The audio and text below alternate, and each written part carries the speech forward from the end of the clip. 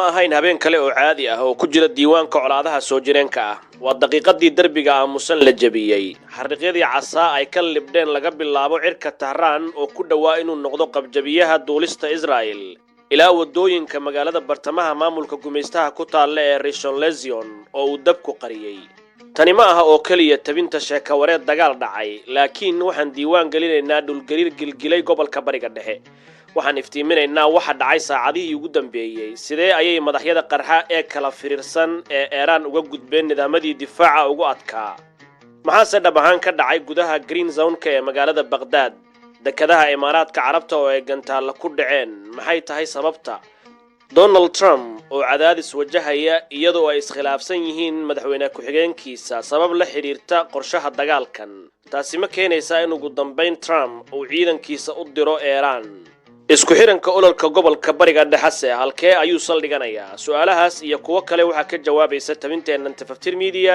ee soo dhawaada markale kulan wanaagsan haddii ay tahay markaagii ugu horeysay aad daawanayso Tafaftir Media waxaan ka filaynaa inaad ka mid noqoto bahda nagu xiran saaxiibada la wadaagto isla markaana aragtidaada aad ka dhiibato mowduucan aan toos u abaarno tabinteena sawirada iyo muuqaalada ka imaanaya magaalada Rishon Lezion ma aha wax hore loogu soo arkay diiwaanka dagaalada burbur baaxad leh baabuur gubanaysa iyo dab basbeeliye guryo iyo baqaaro ayaa ka muuqda gantaalka cusub ee Iran ma dhacaya isagoo hal qaybood ah wuxuu ku qarxayaa hawada sare kadibna wuxuu isu bedelayaa roob qaraxyo ah oo si isku mar ah ugu daadanaya dhul ballaaran mas'uuliyiinta Israa'iil waxay qireen argagax joogto ah gantaal kaliya ayaana sababaya burbur gaara ilaa 10 kiiloomitir nidaamka difaaca ee Iron Dome oo mar lagu faani jiray maanta wuxuu wajahayaa boqolaal bartilmaameed oo yaryar oo isku mar firiirsan cabsida kuma koobna gantaalka laftiisa ee waa firirka isu bedelaya jaxiimada ee gubaya xaafadaha la degan yahay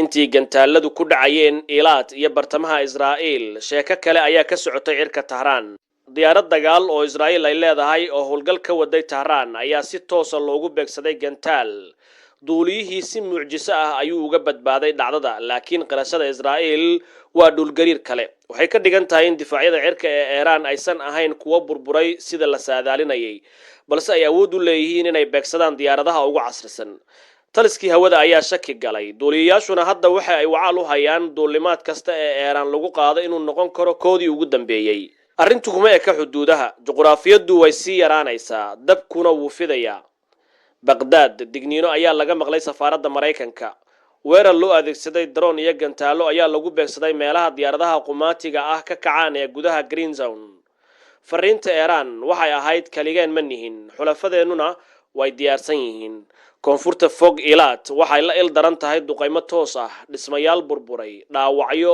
iyo cabsi ku habsatay dadweynaha taas oo ku qasabtay inay u cararaan godadka dhulka hoostiisa ah ka hor xitaa dhawaaqa seeriga maadaama gantaaladu ka dheereeyaan codka iyo digniinta labadaba wadooyinka Tel Aviv iyo Jerusalem waxay noqdeen magaalooyin u eg inuusan qofna ku sugnayn iskuuladii waa la xiray jaamacadihiina waxay u guureen fogaan darsi muwaadinka Israa'iiliga ah ee loo ballan qaaday dagaal degdeg ah wuxuu noqday mid ku xaniban hooyga qiimaha shidaalkuna kor ayuu u kacay cabsi laga qabo xiritaanka marinbiyoodka Hormuz ayaa sii kordhaysa dhaqaaluhu uu dhig baxaya cadaadiska shacabka ayaana kacsan dadku hadda ma weydiinayaan su'aalo ku saabsan goorma ayaan guuleysanaynaa laakiin waxa ay isweydiinayaan goorma ayaan ka baxaynaa xanibaadaha waxaan joognaa meel kala go'ah Israa'iil waxay beegsanaysaa xarumaha nukliyeerka Iranna waxay ku jawaabaysaa madaxyo qaraxyo culus leh hal su'aal ayaa taagan maxkamayn doonta diblomaasiyadda daalan mise waxa sii socon doona jug weyn oo wax walba ka dhigi doonta tijaabo hore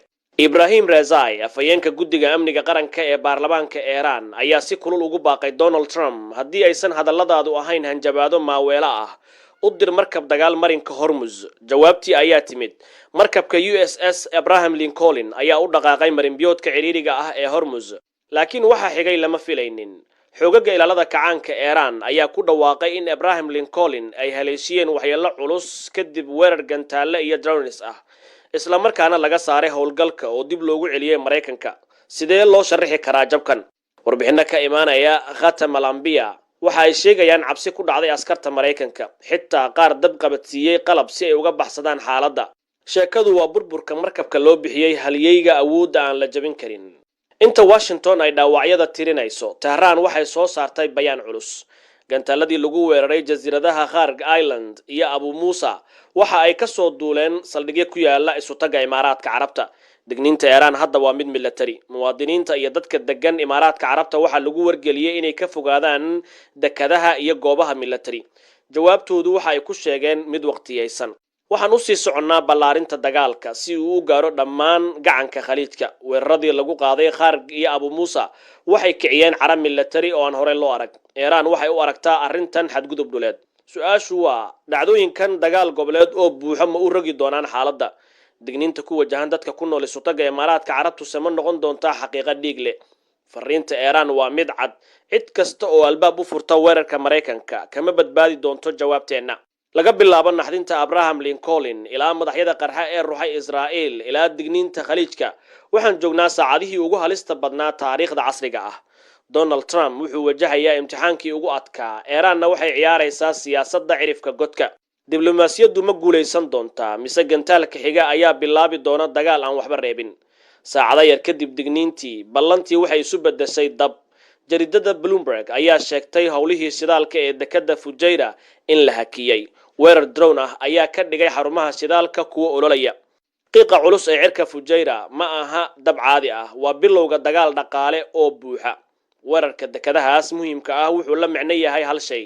qiimaha shidaalka adduunka ayaa sii qarxi doona.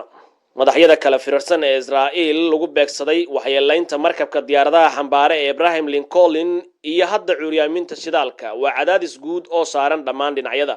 su-aashu waxay noqotay ma la difaaci karaa kaabayaasha muhiimka ah laga bilaabo cirka Tehran ilaa dekadaha Khaliijka iyo burburka Rishon Lezion ilaa aamusnaanta Qudus.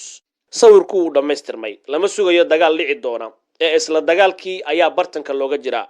dhinaca kale xogaha ka imanaya Mareykanka ayaa tilmaamaya in taageerayaal badan oo daacad u ahaa Donald Trump ay diidan yihiin dagaalkan. codka shacabka ayaana sii xoogaysanaya.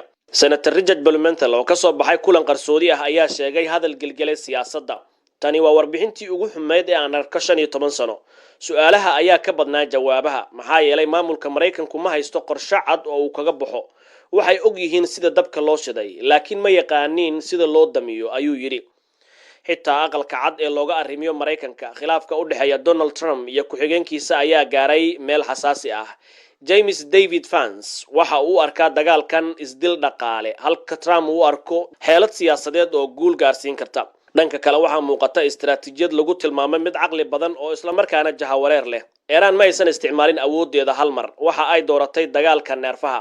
maxaad u maleynaysaan in weeraradu badana u dhacaan saacadaha 12 duhurnimo? waa curyaamin dhaqaale oo qorshaysan. hal drone oo kaliya ayaa kicin karta 13,000 oo alarmi maalintii.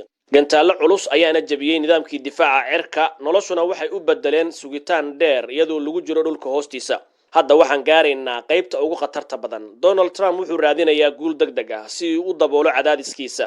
warbixino la helay waxa ay ka hadlayaan qorshe halis ah, duulaan dhulka ah iyo howlgal lagu beegsanayo xarumo muhiim ah oo istiraatiiji ah oo ku yaala Iran.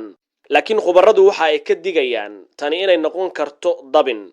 goobaha qaarkood ma aha oo kaliya meelaha muhiim ah, laakiin waa goobo si buuxda loo diyaariyay oo khatar leh. hal khalad ayaana isu bedeli kara musiibo military oo weyn. xaaladda ayaa ka sii daraysa dhinaca dhaqaalaha. suuqyada caalamiga ah ayaa gariiraya, qiimaha shidaalkuna kor ayuu u sii kacaya. dunidu waxay istaagtay iyadoo eegaysa waxa xiga ee dhici doona. dhanka kalese Iran waxay muujinaysaa awood aan la filaynin. wararka ayaa sheegaya inay jiraan xarumo qarsoon oo dhulka hoostiisa ah kuwaas oo awood u leh inay sii wadaan howlgallada muddo dheer.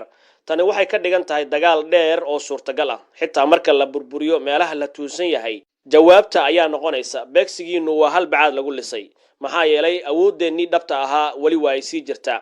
tani waxay muujinaysaa heerka qarsoodida iyo qorshaynta Iran. waxaan hadda galnay marxalad cusub. marxaladda hubka uu noqday mid culus oo saameyn ballaaran leh. hal gantaal ayaa bedeli kara muuqaalka goobdhan. su-aashuuse waa ma fahamsan yihiin dadka rayidka ah khataraha ku xiran. fariinta ka imaanaysa Tehran waa mid cad. iyaga ayaa doonaya inay go'aamiyaan sida ay wax u dhammaanayaan. tani ma aha hadal oo kaliya, laakiin waa istiraatiijiyad cadaadis leh. goobaha qarsoon ee buuraha hoostooda ah, awoodda military ayaa sugaysa hal amar oo kaliya. hal go'aan ayaana bedeli kara jihada dagaalka oo dhan. digniin kale ayaa timid. dal kasta oo qayb ka noqda howlgallada military wuxuu noqonayaa bartilmaameed. arrintu hadda ma aha mid ku kooban hal dhinac waa mid ku fidaysa gobolka oo dhan dhanka dhulka xaaladdu way sii cakirmaysaa weeraradii ugu dambeeyay waxay muujinayaan sida nidaamyada difaaca ay ugu adkaanayso inay la tacaalaan farsamooyinka cusub su'aasha ugu dambaysa ayaana noqonaysa Donald Trump miyuu keeni doonaa heshiis damiya dabkan mise qaraxa xiga ayaa noqon doona mid wax walba bedela waqtiga ayaa ka jawaabaya su'aashaas haddii aad doonayso falanqayn sawirkaas iyo colaadda Iran iyo isbahaysiga ka horjeeda ee Mareykanka iyo Israa'iil oo lagu daray xulafada kale ee gobolka ee saldhigyada siiyay ama xataa aad doonayso guud ahaan dhacdooyinka caalamka Tifaftir Media ayaa ah halka ku habboon ku soo biir saaxiibadana la sii wadaag intaan dib u kulmayno waa Abubakar Maxamed oo idin leh nabad iyo warsan